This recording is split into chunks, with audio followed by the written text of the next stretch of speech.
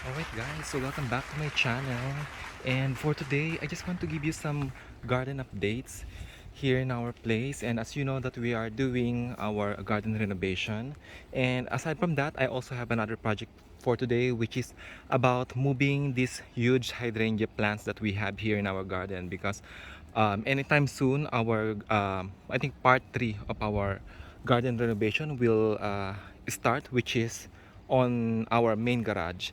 But for the meantime, I just want to also show you some updates with my spring bulbs or winter bulbs that I have planted in here. So as you can see guys, my, what is this one again? My hyacinth.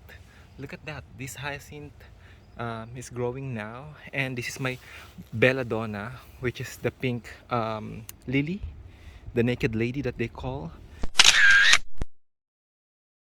So it looks like they're starting to become looking established here as well. And hello Cece. Cece's here saying hello to all of you guys. And I just made it up. It's just me actually who's saying hello to all of you. And look at Cece, he's so busy there. Hey, hey Cece, what are you doing there? Wait, little boy. Hey, say hello. Say hello. Yeah, there you go. He's so busy scratching. Ah, look at that. Anyway guys, so yes, I'll show you also what happened now with my spring bulbs. Look at that, my daffodils are also starting to grow in here. These are the Carlton daffodils, the yellow ones. And yes, I'm just very glad that they are starting to show me some nice growth now. And some more over there as well. Look at those daffodils. I think these are the early cheer, or the, no, the early cheer are over there. This one is I forgot, it's monarch, grand monarch. And then this one, look at the early cheers here guys. Look at that. See, they are all growing now. And let me now take you to our garden. I mean lounge. So this is it now. Look at that. Finally, this part of our garden is already done, this lounge. And now, what I want to show you also is the place where I'm going to move the hydrangea. So that's where I'm going to plant my hydrangea, and I'm still doing the digging in this part of our garden. It's a bit, because the thing is that my main concern is, look at that part. It's kind of really dangerous, because if somebody is drunk and move somewhere here, they may fall. And we're planning to have a party here also once the garden is finished. And we just want to think of the safety of everybody if they're coming here. And for sure some people will be drunk, and that's why I want to move the hydrangea in this part of our garden, because first of all, this is I think the best place where it gets lots of sun, and at the same time preventing it also from going somewhere else where it's not going to survive. I think this is really the best location for that hydrangea to move into. And yeah, so let me just show you also where the hydrangea is. So this is it. Yes, so this is it. Look at that, it's so big. And I just don't know how I'm going to lift this one and move this one from here to that place. And there's another hydrangea in here as well. So yeah, that's my main project for today. And as you can see guys, the garden is still not finished yet, obviously. You see, still there's still lots of work to be done in here. And yeah, for today hopefully I'll be able to transfer this hydrangea. And let's see. And by the way, I just like to say my shout out to Ate Rosalina, or Rachel should I say. um, she visited our shop yesterday, and I'm just glad to meet her and be friends with her. Hopefully we'll be good friends here in New Zealand. So hello Miss Rachel, and I hope you're doing well today. Oh my god, look at that fantail. Look at that, it's so beautiful. Look at that. Oh, where is it? Yeah, look at that, the fantail. Anyway guys, so let me just continue what I'm doing right now. I just have lots of distractions here so far, but they are good distractions like this fantail. But yes, let me just continue what I'm doing here and I will show you the end result. Alright guys, so welcome back to my channel, and today we have a new project. But before that, I just want to show you first my Christmas cactus. Look at that, it started blooming already. Look at that.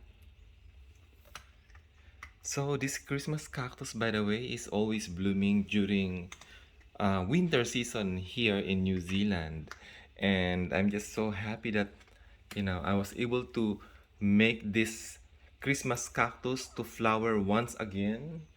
And because I remember when I bought this one before in one of the plant shops here in New Zealand, it was almost dying actually, and now look at that. I'm not really doing that much with this because it doesn't like lots of water. So what I did is I just transferred this one into a soil that has potting mix, and just a little bit of, I think I have given this one fertilizer just once, and it's been here with us for almost 1.5 years. And look at that. And as mentioned before guys, when I bought this one, it was on clearance. So it doesn't really look good before, but now, look at that. Very nice. And look at this cat. She is very greedy and eating and doesn't want to let her brother to eat. Come here, Sissy. Eat your food. Eat your breakfast. Don't be shy. So that's a problem with these two cats. Especially with Sissy. He's very shy when Puss Puss is eating. I don't know if they're fighting or what, but it doesn't seem like they're fighting really. Anyway guys, the main project for today is to transfer one of the oldest plants here in our place. And by the way guys, just want to show you. Look at that, our deck is finally finished. So just a garden update. This deck in here is finally finished. Look at that, it looks more spacious now, to be honest. Look at that. I'm just so happy with the final result of this decking, and it's so beautiful. And hopefully we can start transferring again some of those what can I say, rubbish, or not really rubbish, actually they're really nice urn planters. And of course the lounge that I created here to no, it's almost 3 years ago now.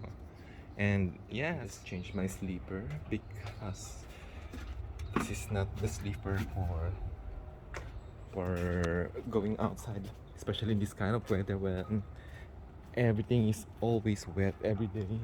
So yes guys, this is the hydrangea that I would like to transfer over there. And you've seen this hydrangea many times in my video, and this hydrangea is really prolific. And as you can see guys, there's still lots of flowers in here, and I just can't I feel I just really can't let go of this one because it's been here um, ever since we moved in this house. I feel I just can't really let go of it. So I will try to save this hydrangea because this part of our garden will be demolished, and we will have, as mentioned before, I've already told you my plans, our plans in this part of our garden, and this part is surely gonna be demolished.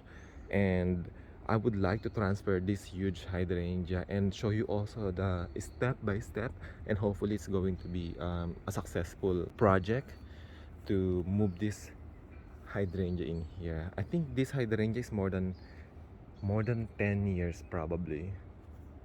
Look at that, it's more than 10 years old. So for sure I will have a little bit of difficulty moving this one from this place to that part of our garden. So let me just have a look once again guys. Puss Puss, look at Puss Puss. she's so scared. Hello, it's me. So yes guys, this is where I'm going to move that hydrangea. I just need to really find a good spot. Probably it will be moved somewhere in here, in this part, because there is some sort of stairs in here and I don't understand why. It's been there since we moved. So yeah, let's see what's gonna happen, and maybe I will have to dig it now.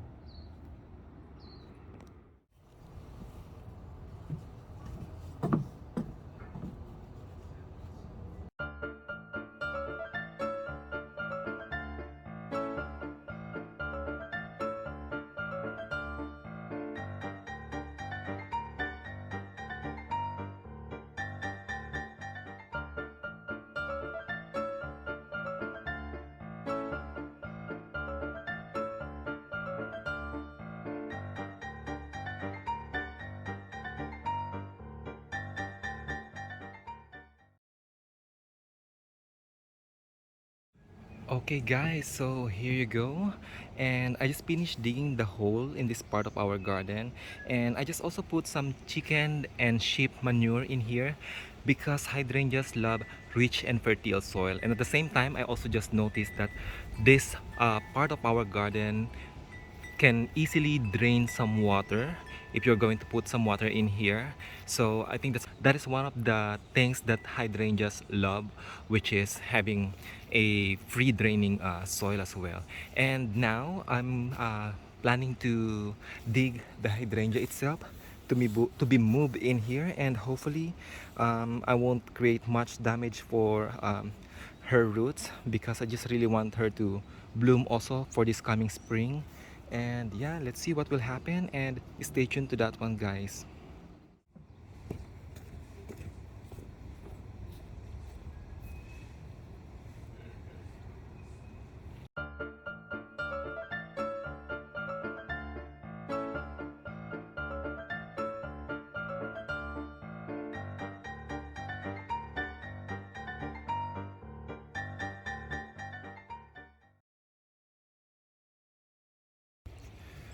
Okay guys, so here you go. As you can see, I have already started digging the sides of this hydrangea roots, and you can see that the roots are starting to be exposed already. And it's still, I think there's still some more work to be done in here, and I think I'm just actually literally starting it. And I can tell that the roots of these hydrangeas are really deep, and they have really established here for a long time. That's why um, I'm not surprised that, you know, I'm really having hard time lifting this one or moving this one from this place to its new place. So hopefully I'll be able to move it in the best way I can, and hopefully guys, pray for me. And we'll see you in a short while once I finish digging this one. Okay, so as you can see guys, almost all the roots are exposed now. However, it's starting to rain in here, and I will show you the result once the rain is over. So stay tuned.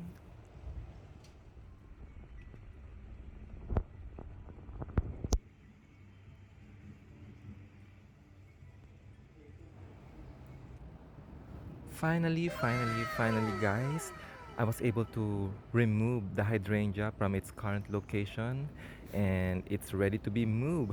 And I'm just hoping and praying that this hydrangea will survive, and this winter season will also help for this hydrangea to recuperate and recover from some damages and some loss of roots. And here's her new home, which is gonna be in this part of our garden. Everything is prepared in here, and yes, it's just waiting to be moved.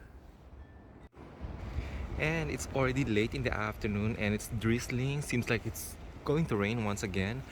But then finally guys, I'm so glad that I was able to remove the hydrangea in here. And I think that hydrangea is probably more than 10 years old, because the root is so established, and I don't know, I just really had difficulty removing it from this part of our garden. But thankfully, we had our builders here in our garden who helped me to lift the hydrangea and move it to the place where it is right now, which I'm going to show you in a short while. And hopefully guys, this next stage of our garden renovation will be happening soon. That's why I removed the hydrangea in here, because this part will be demolished and we will have another deck in this area, and also a pergola here. And then this part of our garage, this garage will be a two-car garage. It's actually already a two-car garage. It's just that it's we want it to be next to each other, one there and one in here, not on that side. And at the same time, we want to have a storage area where we can put our garden tools, such as this one, this lawn mower, and some other gardening stuff in here. But then guys, let me just show you. And by the way guys, look at that. They have already finished the deck from our main door going here to our main lounge. And we were actually thinking of putting some lounge set here in our deck. And let me just show you also what we did yesterday, because we went to some of the hardwares slash plant shop here in New Zealand. And yeah, let me just show you what we were thinking to have here in this part of our garden. So this is the first option, a wooden dining table. And then the second one is a metallic one that can stand the weather. And then the third one is another one that kind of looking similar to the color of the deck. And then finally, just a set of couch, and that is also similar to the color of our deck. Alright guys, so yeah, that's what we are thinking to have here, but we're still not sure. But then guys, let me just show you where the hydrangea is. Look at that. It's so huge, right? So this is just really a perfect location, because before they started putting this deck in here, they were thinking of cutting this part, and there is a small stair in here, like probably 2 or 3 steps. But then we are not using this one. They thought that we are using these stairs to go down there, but I told them to just keep it square so that it will look symmetrical. And I think it's also additional space that I think we can use here, while probably when we have some visitors. And yeah, if we are going to place our lounge set as well, I think it will be nice to have it in here. But then at the same time, I want to keep it safe, so I decided to just move the hydrangea in here.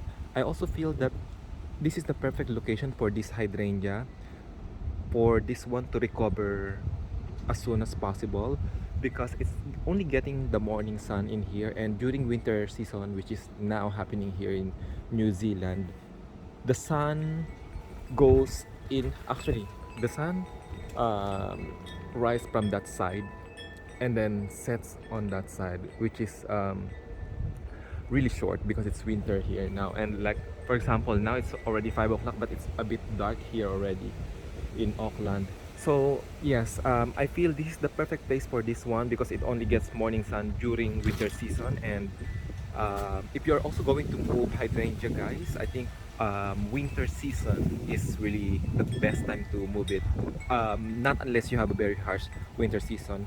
Here in New Zealand, the winter is not really harsh, especially in the North Island, particularly here in Auckland. We're not really getting snow here, so I'm just so glad about it. Oh, by the way, what is this one? Sorry, I just suddenly saw that there's a big lemon in here, and it fell on my what do you call this one? My tulip slash daffodils planter. So yes.